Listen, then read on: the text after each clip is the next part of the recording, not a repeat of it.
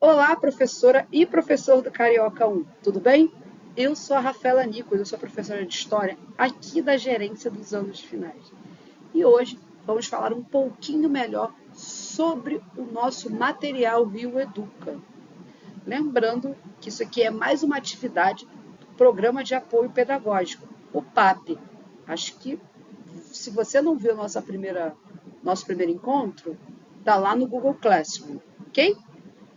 E vamos falar especificamente do primeiro bimestre do bloco 2. Vamos tratar das seguintes habilidades. Elas estão aparecendo na tela aí para você, mas eu vou ler. Descrever modificações da natureza e da paisagem realizadas por diferentes tipos de sociedade, com destaque para os povos indígenas originários e os povos africanos, e discutir a natureza e a lógica das transformações ocorridas. Desculpe. Bem, essa habilidade ela se encontra na página 292 e na 293 do material do aluno.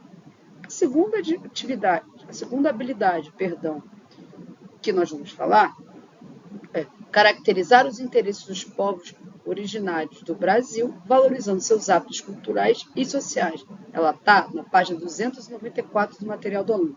Então, vamos dar uma olhadinha, vamos conversar um pouquinho sobre essas páginas? Tá aí a primeira página, ela é o início, né, do bloco 2. Já tem o personagem do Rio Educa falando um pouquinho sobre arqueologia. O que eu acho muito legal a gente falar sobre essa página, para além de falar do que é um sambaqui, é a gente falar que a história é uma ciência que não age sozinha. Já falamos, né? Vocês já falaram com seus alunos sobre a noção das fontes históricas, sobre o que é história, sobre o que é memória. Então, vale muito a pena você comentar com a sua turma justamente isso, que a história ela precisa de outras ciências para ajudá-lo. De tempos muito antigos, por exemplo, quais são as fontes que a gente tem? Em lugares, por exemplo, que você não consegue ler a língua, que você não consegue ainda entender. Como é que a gente chega até alguns tipos de hábitos alimentares de alguns povos?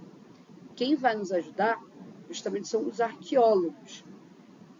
Então, a gente pode começar a falar o que é arqueologia. Olha o que está escrito aí: arqueologia pode ser conceituada de maneira ampla, como sendo a produção do conhecimento sobre o passado humano a partir de pesquisas de vestígios materiais da cultura de todas as sociedades e de todas as épocas. É ela que pode garantir um futuro ao nosso passado, ou seja, a humanidade dos homens no tempo.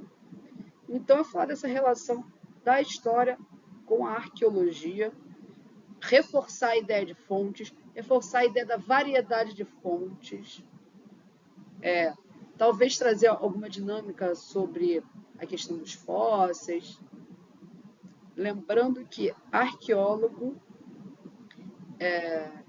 ele não é o paleontólogo, né? Ele não vai trabalhar com fósseis de dinossauros, mas, por exemplo, o que aconteceu aqui no Rio de Janeiro, para a gente saber alguns hábitos alimentares, foram arqueólogos achando ossos de aves.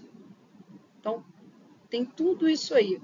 E vale ressaltar que a arqueóloga que aparece aí, né, a figura que aparece aí é de uma mulher. Então, vamos reforçar a ideia de mulheres cientistas para os nossos alunos e alunas. Vamos reforçar essa ideia de o que é um cientista. Vamos trazer a ideia do que é um cientista. O arqueólogo também é um cientista, mas ele não está fora de um laboratório, ele está ao ar livre. Também tem um trabalho no laboratório, não se esquecendo, mas talvez explorar um pouco essa imagem. Então, vamos lá? Próxima página muito legal, que vai falar que existem museus de arqueologia e que aqui do lado, em Niterói, tem um museu. E aí vale a gente relembrar, conceituar, talvez melhorar a intenção, a ideia do que seja um sambaqui. E que tem vários sambaquis por toda a região litorânea do estado do Rio de Janeiro. Tem sambaqui em Araruama, tem sambaqui em Saquarema, e vários estão expostos aí nesse museu de Niterói. E no Museu Histórico Nacional, que fica ali na Praça 15, também tem um pouco dos sambaquis que são de Niterói. Então, e lembrar que existem vários tipos de museus também. Acho muito legal de falar que existe museu arqueológico, mas também tem museu de arte, e tem um museu histórico, tem um museu de ciências ligadas à biologia, tem um museu de astronomia. A gente também pode conversar um pouquinho sobre o que é um museu aqui nessa página. Seguindo e, na verdade, mudando de habilidade, eu acho que falar sobre povos originários do Brasil é muito urgente. Mas eu acho que a ideia que o material está trazendo, e é isso que eu acho que a gente tem que se ligar, é o seguinte: os povos originários eles não vivem no passado, eles são presentes.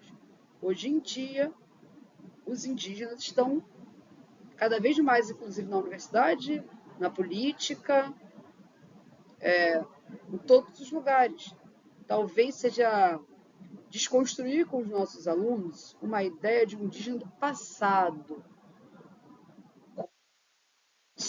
Para ser indígena, você somente pode estar aldeado, por exemplo. Sabe? É desconstruir a ideia de que indígena, mil perdões, é desconstruir talvez uma ideia que o indígena não possa usar celular, não possa usar computador, não possa usar nem calçadinhos, olha que coisa, né? E talvez seja muito legal uma pesquisa sobre influências indígenas, para mostrar cinema indígena. A, a página traz a Caê Guajajara também, que é uma cantora indígena. E tem outros grupos também de cantores indígenas que você pode trazer para seus alunos e começar essa discussão. A página justamente começa com esse tipo de discussão. Acho muito legal se aprofundar. Olha, esse é o momento de uma boa oportunidade para desconstruir justamente esses estereótipos, esses preconceitos, esse indígena romantizado e idealizado que sempre tentam construir. E mostrar que não. Existem indígenas aldeados, existem indígenas realmente morando em aldeias, que não têm tanto contato com esse mundo ocidental. Mas, olha, você tem uma porcentagem real, sabe, de números de indígenas. Todo mundo vive da mesma forma. E talvez você jogue para os seus alunos. Olha a quantidade de ou negros ou pessoas brancas. Eles vivem exatamente da mesma forma? Não, eles não vivem da mesma forma. Então, por que o indígena tem que viver da mesma forma? Então, é também mostrar outras referências do que é ser indígena hoje no Brasil. E aí, ó, tem 4 exemplos para a gente usar sobre indígenas no Brasil. Você tem a Chay Surui, que é uma líder, uma ativista, principalmente se pensar nas questões climáticas. Você tem a ministra Sônia Guajajara, vamos lembrar, uma ministra do Ministério dos Povos Originários.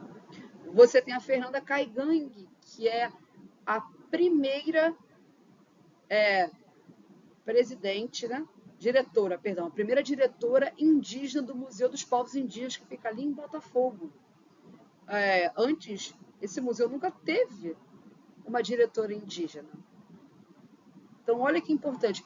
Ela é gaúcha, ela tem doutorado em patrimônio, várias coisas que a gente pode puxar, talvez da biografia. A Chay é uma menina jovem.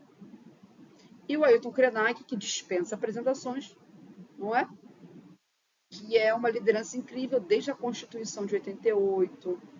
Ele vem aí, na verdade antes, né? Mas ele aparece muito na Constituição de 88. Então, eu acho que é por aí que a gente começa a apresentar o indígena para as nossas turmas, trazendo lideranças atuais que você pode jogar, por exemplo, no YouTube e você vai encontrar sobre todos eles.